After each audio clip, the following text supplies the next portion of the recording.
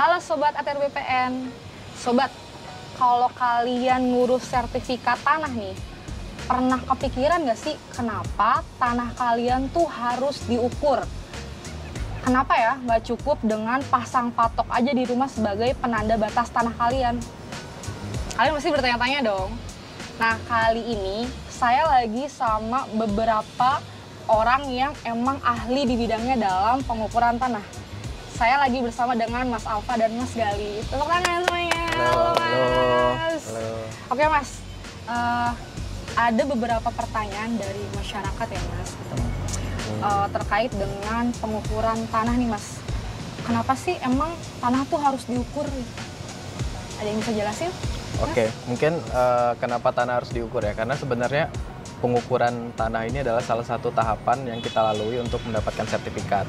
Jadi sebelum dapat sertifikat itu tanah kita harus diukur supaya tahu posisinya di mana, bentuknya seperti apa, lalu luasnya seperti apa. Nah ini memang pengukuran tanah ini adalah salah satu tahapan untuk pembuatan sertifikat tadi sebenarnya. Kalau misalnya kita pasang patok aja emang nggak cukup Mas? Biar kan kayak di rumah nih, atau enggak di satu tanah nih, misal tanah yang kosong gitu ya. Ada patoknya kan berarti udah ada tandanya tuh Mas. Tuh. Itu nggak cukup? Nggak cukup, karena patok itu kan tanda di lapangan ya. Jadi sebagai penanda ya Mas? Iya, sebagai penanda di lapangan. Jadi kita harus tahu juga dari patok di lapangan itu seperti apa dia posisi koordinatnya di dalam peta. Untuk kita dapat bentuk model 2 dimensinya untuk nanti membuat gambar ukur, membuat peta bidang tanah. Nah itu posisi patok di lapangan itu perlu kita ukur tuh step-stepnya. Ada ketentuannya gitu nggak Mas? Kalau misalnya kita memasang patok tuh patoknya harus kayak gimana tuh Mas?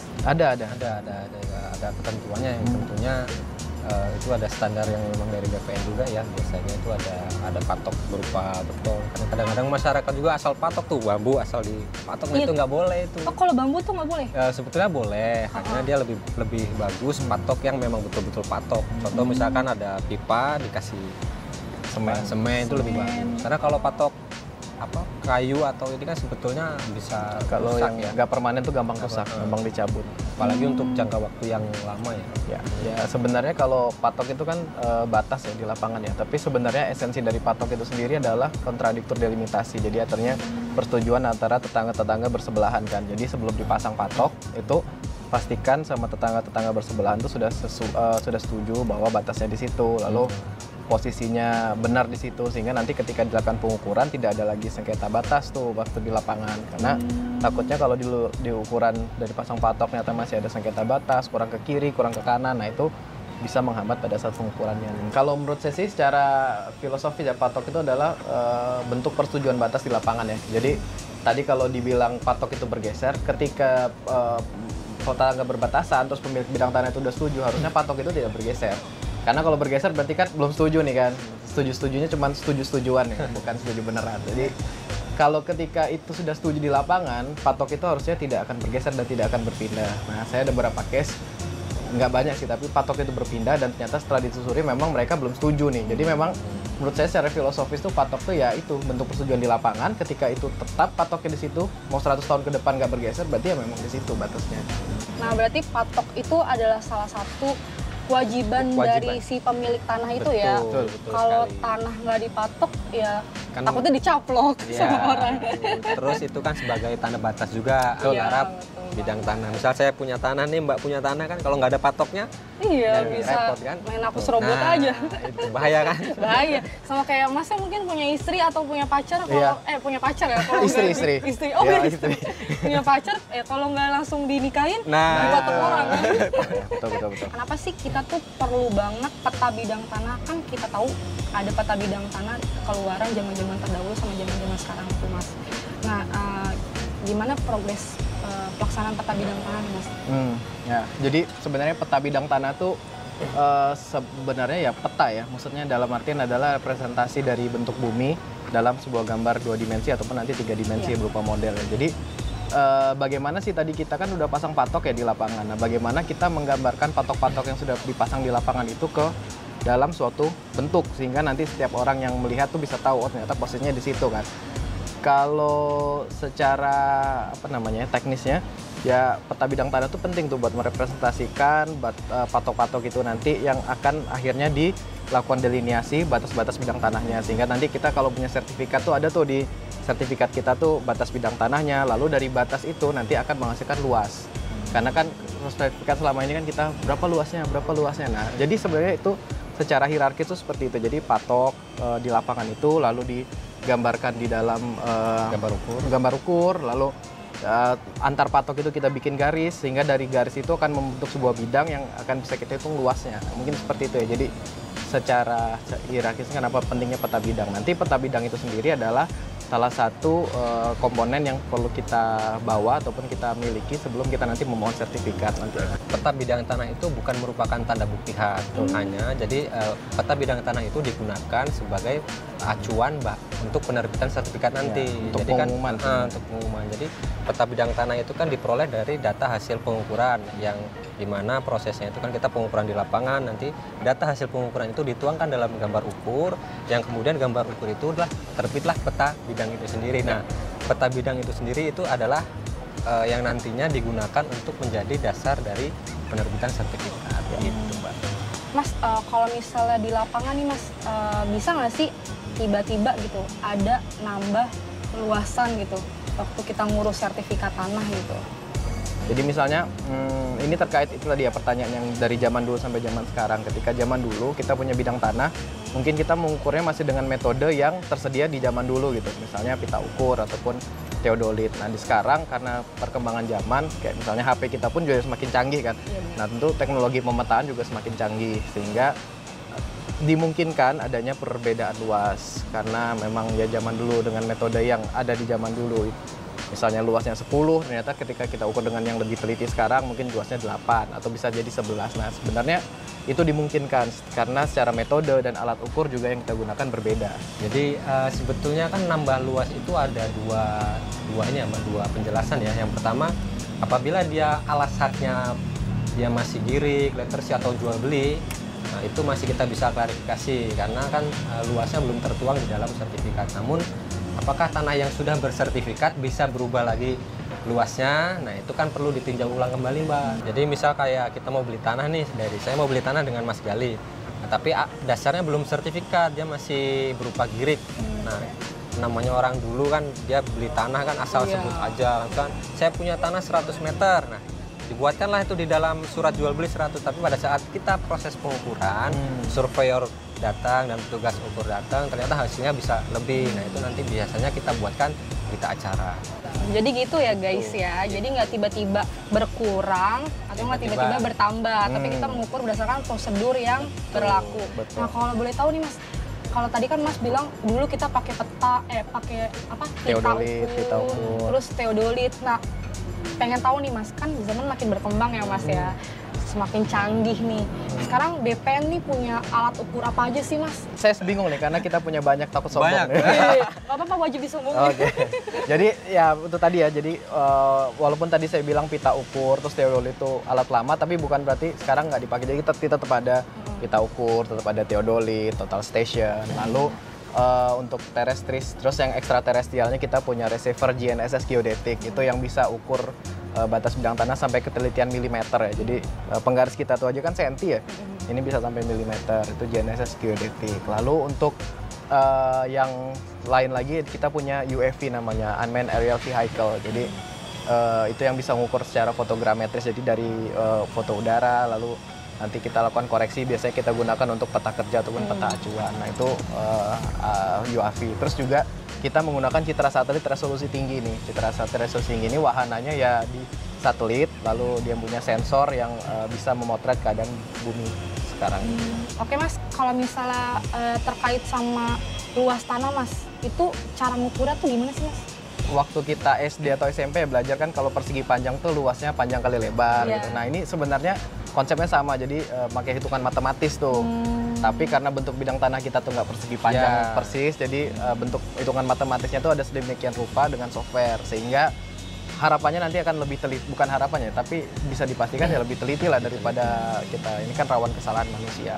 Jadi masyarakat udah nggak perlu khawatir Nggak perlu dan khawatir. takut lagi ya semuanya. Nggak perlu was-was, beli tanah kurang lah. Iya, nggak perlu was-was nih. Kalau udah diukur ya. Udah diukur. Kalau belum diukur masih was-was bisa. Ya, kalau masih belum diukur Berarti kita nggak tahu nih. kalau kita kedatangan petugas ukur jangan was-was teman-teman. Iya. Karena sebenarnya teman-teman yang di lapangan ini yang justru menyelamatkan aset kita kan, Iya, tanah kita kan. kita yang ngecek lah istilahnya kan Iya, batas-batas ngecek. bidang tadi. Kalau misalnya Mas melakukan kegiatan pengukuran Mas, apa aja sih Mas yang perlu ada ketika saat itu Mas? Pada saat pelaksanaan pengukuran itu yang pertama harus ada pemilik tanah tersebut atau yang dikuasakan.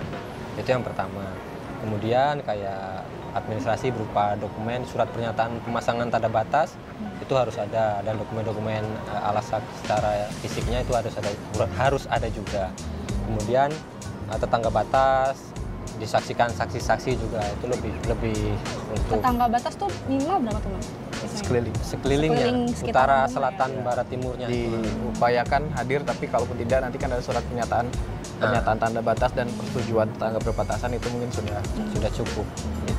ya intinya kalau di lapangan sih sebenarnya karena kita pekerjaan pengukuran dan pemetaan ini kan beda sama pengukuran pemetaan selain kadastral ya. Jadi kadastral ini ada aspek legalnya. Jadi selain tadi aspek teknis yang harus dipenuhi kayak seperti patok, terus alat ukur yang tersedia, tapi juga kita tidak boleh melupakan aspek administrasi nih kayak tadi yang disampaikan Mas Alfa, ada surat pernyataan pemasangan tanda batas, persetujuan tetangga. Nah, itu yang sedikit membedakan antara pengukuran pemetaan kadastral dengan pengukuran dan pemetaan lainnya gitu.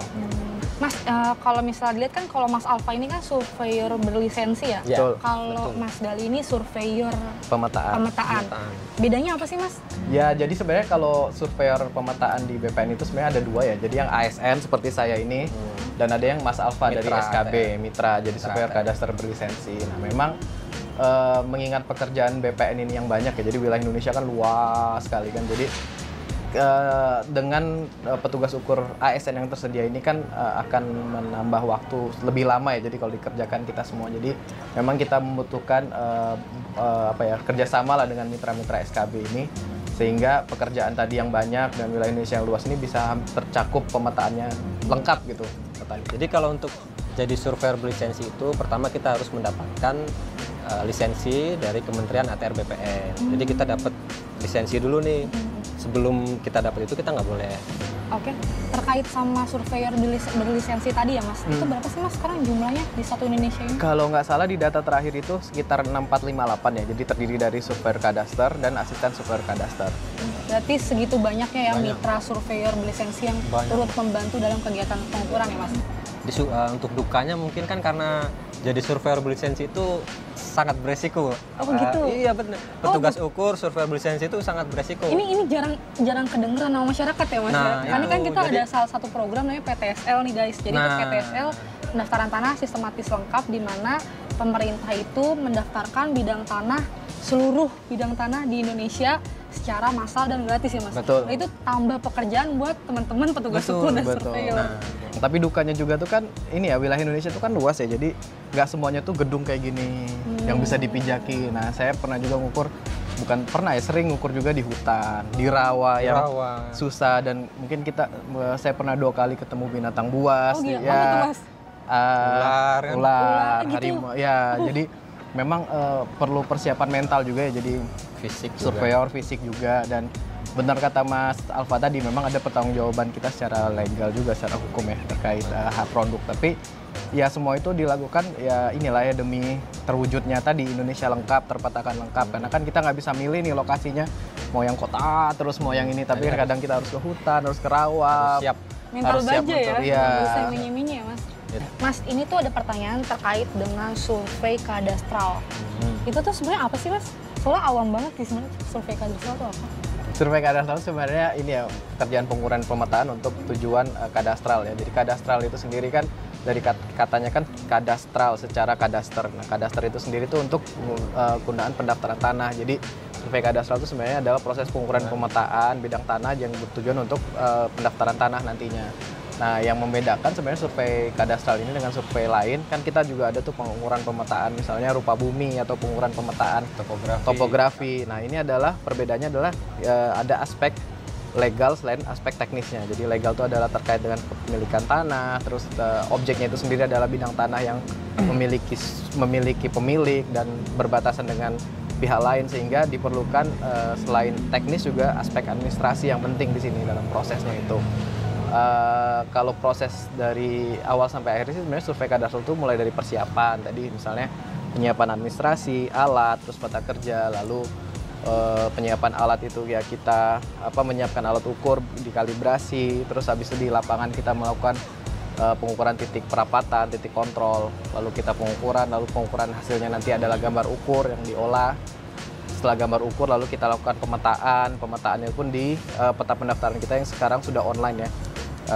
Peta pendaftaran, terus setelah pemetaan, lalu dokumen-dokumen warkah kepemilikan itu nanti akan dilakukan pengarsipan. Jadi prosesnya kurang lebih seperti itu sih, ya melibatkan aspek teknis dan juga aspek legalnya.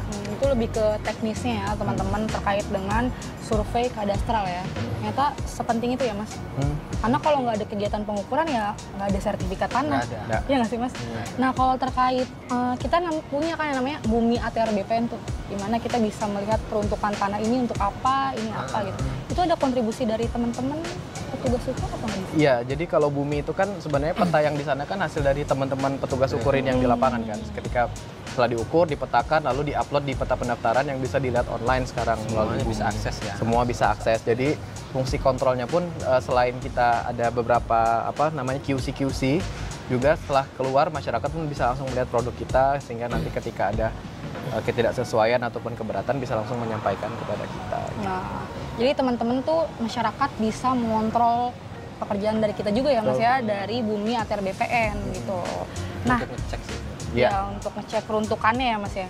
Tadi kita tuh udah ngobrol banyak sama Mas Alfa sama Mas Gali, terus jadi banyak banget tahu kan tentang patok tanah, tentang pengukuran tuh kayak gimana, prosesnya, suka dukanya ya Mas ya. Dan yang paling saya tangkap sih kayaknya ideal banget jadi petugas ukur ya buat jadi mantu idaman ya Mas. Iya.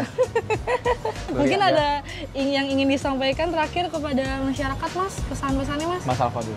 Kalau saya sih sebagai pelaksana di lapangan, Sebagai mitra juga ya ya Mas ya? sebagai mitra ATR BPN juga, sebagai surveyor berlisensi juga, mengingatkan ke masyarakat untuk lebih peka terhadap pemasangan tanda batasnya. Terus apabila sudah bersertifikat tanahnya, tolong dipelihara tanahnya. Dalam arti dipelihara itu ya tanda batasnya dicek, jangan hanya punya tanah tapi dibiarkan. Ya. Nah itu hanya menimbulkan konflik nantinya. Oke, kalau dari Mas Gali? Kalau dari saya sih bener sih Mbak, jadi memang patok harus dijaga, terus ketika sudah nanti misalnya keluar sertifikat, mohon dikuasai secara efektif, karena banyak juga permasalahan timbul karena tidak dikuasai, tanah tidak diusahakan. Nah selain itu juga mohon pada masyarakat untuk mensukseskan kegiatan PTSL ataupun pengukuran bidang tanah, karena jangan takut, maksudnya pengukuran ini adalah nanti akan memberikan kepastian hukum nih buat masyarakat. Jadi kita harapkan bersama-sama lah kita menuju ke kepastian hukum pemilikan bidang tanah, lalu mengurangi sengketa dan nanti bisa mengurangi konflik bidang tanah juga. Intinya tetap jaga batas tanahmu dan ikut turut sukseskan gerakan pemasangan tanda batas atau gema patas. Oke, terima kasih banyak sharing-sharingnya Mas Gali dan Mas Alfa. Jadi teman-teman Sobat ATR BPN, sekian dari kami. Kurang lebihnya mohon maaf. See you di next video selanjutnya.